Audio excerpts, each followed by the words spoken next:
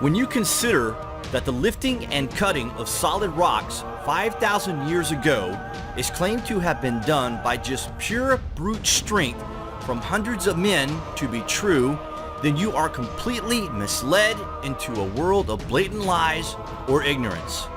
For some reason, the so-called clever Egyptologists and archaeologists of the world are completely obliviously lying out their back teeth when they tell us that a 1,000-ton piece of stone at Aswan in Egypt was dragged for 400 miles to Giza. It's crazy, and it's clearly not true. But what type of technology could have been used to transport these types of mega stones? This is something that we have pondered over for years, and though we may never arrive at the truth within our lifetimes, we can at least consider that a type of high technology was used to transport these mega stones. This brings us to Miami in Florida. Throughout history, no one has really had any logical explanation of how the pyramids were built other than it was done by thousands of slaves over a 20-year period 5,000 years ago. That is utter nonsense. One man knew these secrets. His name was Edward Leedskalnin, and though he could be easily dismissed as being some madman with a claim for a brief piece of fame, it is simply not the case, and we're going to tell you why. Just wait till you hear this. On February 27, 1923, the Homestead Enterprise newspaper published a notice that E. Leedskalnin of California has purchased an acre of the R.L. Moser homestead and is planning to erect a home soon. Working alone and mostly at night, Leedskalnin eventually quarried and sculpted over 1,100 short tons of oolite limestone into architectural and engineering landmark that would later be known as the Coral Castle. Leedskalnin devised a means to single-handedly lift and maneuver blocks of coral weighing up to 30 tons each. What's that all about? The evidence for Coral Castle is on show for all of us to see. It is a stunning feat, even if it is amateurish compared to the pyramids or the Colossi. It is simply spectacular, especially at night. How did he do it? No one knows exactly how he did it, but he claimed to know the secrets of transporting and elevating more weights than is humanly possible for one man. He was able to quarry and construct an entire complex of monolithic blocks of coral in an arrangement that reflected his own unique character. He labored for 28 years to complete the work, which consisted of a total of 1,100 tons of rock. What was Leedskalnin's secret? Is it possible for a 5-foot-tall, 110-pound man to accomplish such a feat without knowing techniques that are uncommon to our contemporary understanding of physics and mechanics? Leedskalnin was a student of the universe. Within his castle walls, built of coral blocks weighing approximately 15 tons each, he had a 22-ton obelisk, a 22-ton moon block, a 23-ton Jupiter block, a Saturn block, a 9-ton gate, a rocking chair that weighed 3 tons, and numerous puzzles. A huge 30-ton block, which he considered to be his major achievement, he crowned with a gable-shaped rock. These personal accomplishments have astounded and surprised many engineers and technologists who compare them with those achieved by workers handling similar weights in industry today. For his miracles of construction engineering, Leedskalnin received attention not only from engineers and technologists, but from the U.S. government, who paid him a visit hoping to be enlightened. Leedskalnin received them gracefully, and they left none the wiser. When questioned about how he moved the blocks of coral, Ed would only reply that he understood the laws of weight and leverage well. On the ground level of the building where Leedskalnin resided, sometimes called the Tower, he constructed a room to house his tools. Within this room, there is a mysterious flywheel, which is constructed of concrete and magnets with a cloverleaf shape at the center.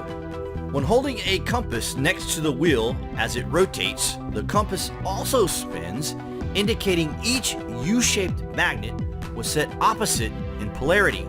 Next to the wheel, there is a metal pole which enters the ground.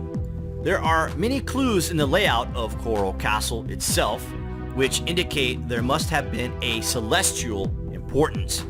The position of the Earth within the solar system almost seemed essential to lead scaling. The Polaris telescope, which is said to be 25 feet in height and weighing 20 tons, can be used to determine the location of the Earth in its orbit according to the position of the Polaris star within crosshairs. In order to observe Polaris, you would have to peer through a hole which is drilled through a block at about eye level. When looking through the hole, it aligns with a large hole at the top of a 25-foot block of limestone.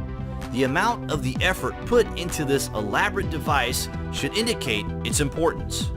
There are a couple of credible accounts of adults witnessing strange occurrences as Ed worked.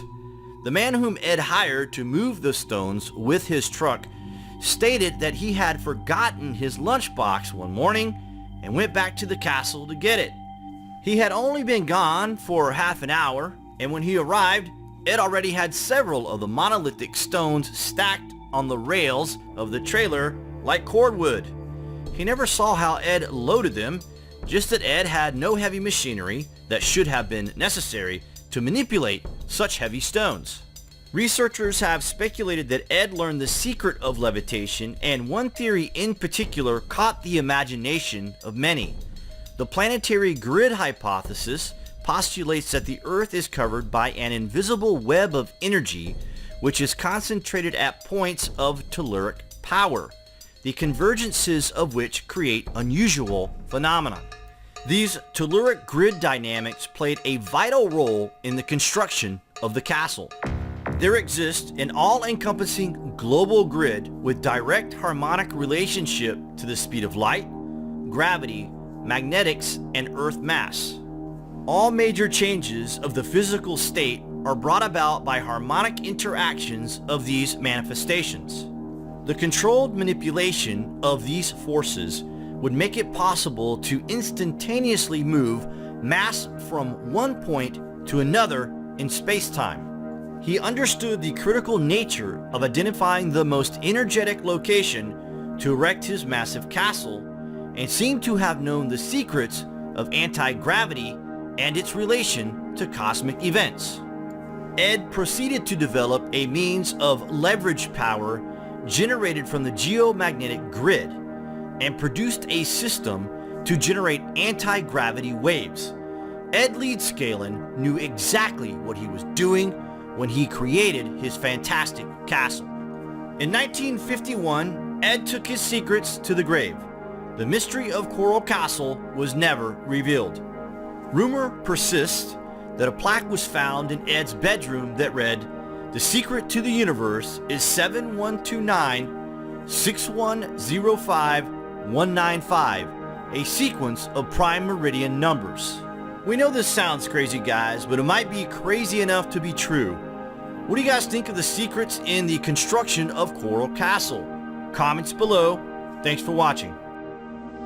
With no modern machinery and with no help, he somehow hand-carved and lifted every single block, a total of 3 million pounds.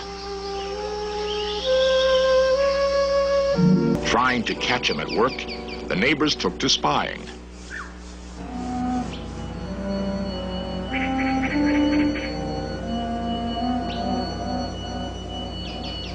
Some people swear they saw the rocks move.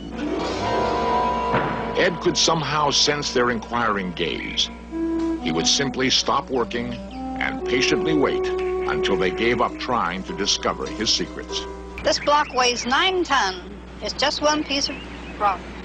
See what you can do with one hand?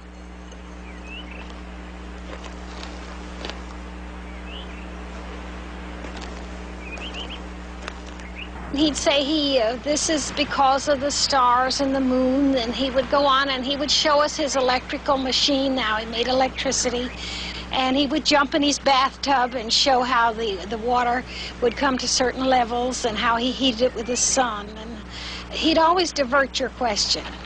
As I say, a very gentle, kind person. He was, of course, highly intelligent. Many people thought he was a little cracked because he was smarter, I think, than they were, probably. His whole life and whole being was very frugal. Just sustained himself, I think, more or less. And some nights we'd come in the moonlight and sit and walk around in his park. And he would come out and tell us his story if he had a small audience. And he would go along in a very normal sort of a voice, and then we'd ask him why he did it. And they'd say, oh, well, someday my sweet 16 is coming, and he'd look up in the stars, and he would get very ethereal in his voice, and he just loved talking about his sweet 16. And he always spoke of her as sweet 16. She never grew any older. It's kind of nice. We asked the men at a rock quarry to try an experiment, to cut and lift a giant block of oolite. With diamond-tipped power saws, the cutting alone took several hours. The only way to break the block free, brute force.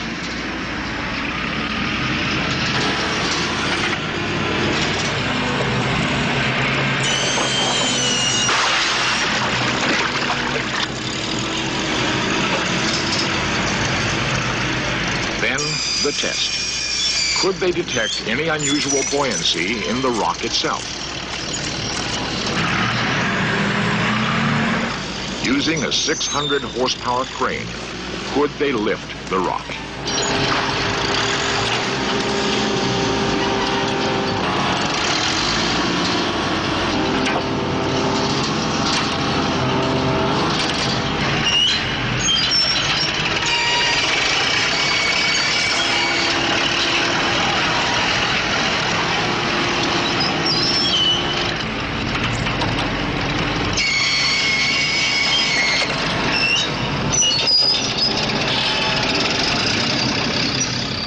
Crane almost tipped over, they managed to drag the block a few yards. What modern equipment would it take to duplicate Coral Castle? It couldn't be done. Charles Valois comments. Not with the modern equipment. I wouldn't cut more than 4 foot long and 32 inches wide and 7 or 8 foot long. That's the most I'll cut. And you see the struggle I have getting it out with that machine.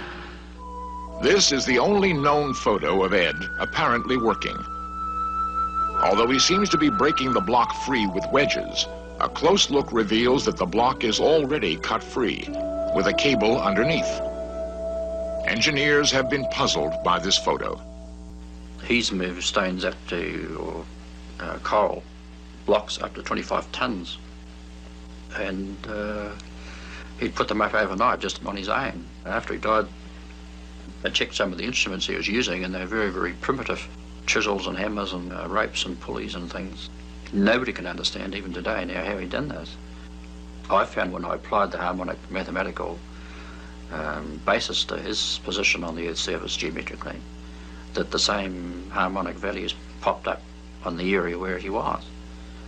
He always said that he had the secrets of anti-gravity and magnetic fields, and he also said that he knew how they built the pyramids. So it appears if he was telling the truth that it looks like he did have these secrets. They also found $3,800 in crisp $100 bills and what resembled a treasure map. All attempts to follow the directions on the map were futile. Nothing seemed to correspond to our normal three-dimensional geometry.